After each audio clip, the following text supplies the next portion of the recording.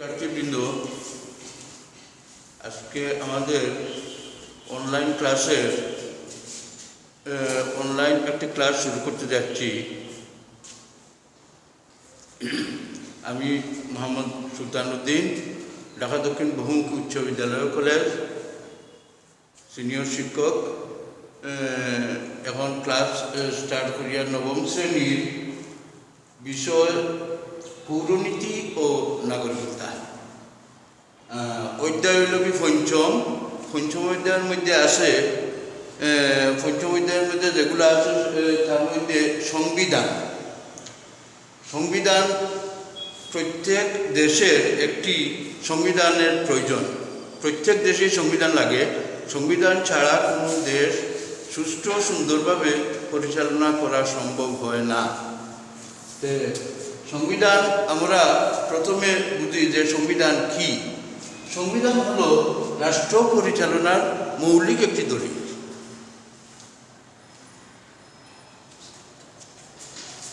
যেসব নিয়মের মাধ্যমে রাষ্ট্র পরিচালিত হয় তাকে আমরা সংবিধান বলে থাকি।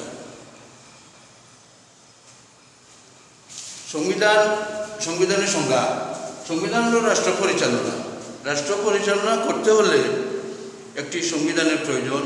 যে কোনো ধরনের একটি পরিবার পরিচালনা করতে হলে যেভাবে মুরব্বীর প্রয়োজন, এর বাদে দেশ পরিচালনা করতে হলে দেশের সংবিধানের প্রয়োজন। সংবিধান হলে দেশ পরিচালনা করতে সুবিধা এবং সুন্দর হয়।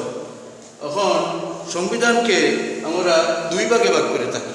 একটি হলো লিপিবদ্ধ বা লেখার ভিত্তিতে সংবিধান, আর আরেকটি হলো সংশোধনের ভিত্তিতে সংবিধান। লিপিবদ্ধ বা লেখার ভিত্তিতে সংবিধান সেটিকে আবার দুই ভাগে ভাগ করা যায়। একটা হলো লিখিত সংবিধান আর আরেকটি হলো অলিখিত সংবিধান। লিখিত সংবিধান আর অলিখিত সংবিধান, সংশোধনের ভিত্তিতে সংবিধানকে আবার আরও দুই ভাগে ভাগ করা যায়। একটি হলো সুপরিবর্তনীয় সংবিধান আর আরেকটি হলো দুষ্পরিবর্তনীয় সংবিধান। এই যে লিপিবদ্ধ পদ্ধতিতে সংবিধান বা লেখার ভিত্তিতে সংবিধান, সেটাকে যে দুই ভাগে ভাগ করা হয়েছে, একটি হলো লিখিত আর একটা হলো অলিখিত। লিখিত সংবিধান হলো আমাদের লিখিত সংবিধান হলো লেখার ভিত্তিতে যে সংবিধান, লেখা যদি থাকে, একটা সংবিধানের লিখিত সংবিধান থাকে, লেখার ভিত্তিতে যে সংবিধান সেটি হলো পারফেক্ট সংবিধান। সেটি কোনো পরিবর্তন আসে না। আর অলিখিত যে সংবিধান সেটি হলো মৌখিক সংবিধান। মুখের মাধ্যমে দেশ পরিচালনা করা যায়। তবে যে দেশের মধ্যে বিভিন্ন কিছু থাকে, অলিখিত সংবিধান, অনেক বড় বড় উন্নত মানের রাষ্ট্র আছে অলিখিত সংবিধান, তারা সেইভাবে পরিচালিত হয়। আর সংশোধনের ভিত্তিতে যে সুপরিবর্তনীয় এবং দুষ্পরিবর্তনীয় সংবিধান আছে, সুপরিবর্তনীয় আর দুষ্পরিবর্তনীয় সংবিধান, সেগুলো হলো সংশোধনের ভিত্তিতে সেই সংবিধান।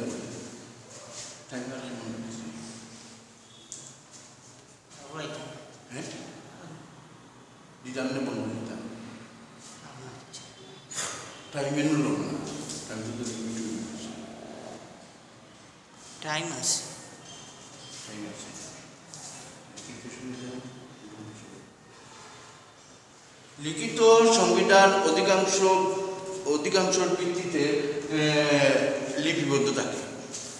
সেটি হলো অধিকাংশের ভিত্তিতে লিপিবদ্ধ থাকে।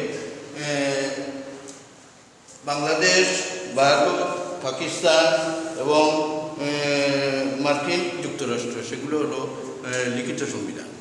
আর অলিখিত সংবিধান হলো যে দেশগুলো অলিখিতভাবে পরিচালিত হয়।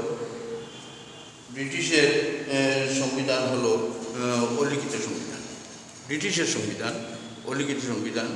আর বিভিন্ন দেশ আছে লিখিত, বিভিন্ন দেশ আছে অলিখিত সংবিধান। মানে সংবিধান ছাড়া কোনো দেশ যেভাবে পরিচালনা করা সম্ভব নয়, সেই দেশগুলো হলো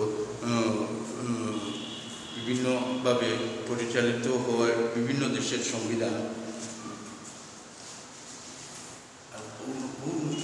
তাই মিউট করছিলেন বললাম নাকি তাই বুঝিয়ান না।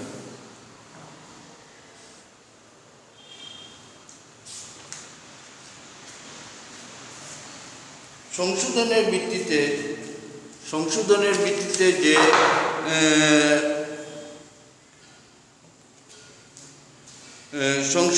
ভিত্তিতে যে সংবিধান শ্রেণীভিত্তিক করা হয়েছে সেগুলো হলো সুপরিবর্তনীয় আর দুষ্পরিবর্তনীয়।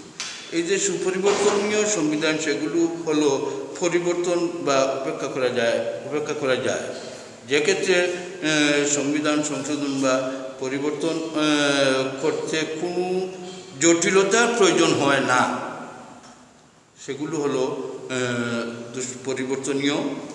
সুপরিবর্তনীয় সংবিধান। আর দুষ্পরিবর্তনীয় সংবিধান হলো কোনো দ্বারা সমাজে পরিবর্তন যা সংশোধন করা যায় না। এক্ষেত্রে সংবিধান পরিবর্তন বা সংশোধন করতে হলে জটিল পদ্ধতির আশ্রয় নিতে হয়, সেগুলো হলো দুষ্পরিবর্তনীয় সংবিধান। সেগুলো জটিল বিষয়ের উপর আশ্রয় নিতে হয়। সাধারণত সংখ্যাগরিষ্ঠ এ ধরনের সংবিধান পরিবর্তন করা যায় না, প্রয়োজন হয় বিশেষ সংখ্যাগরিষ্ঠ সম্মেলন ও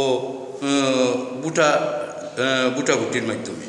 সেটি হলো দুষ্পরিবর্তনীয় সংবিধান, জটিল সংবিধান।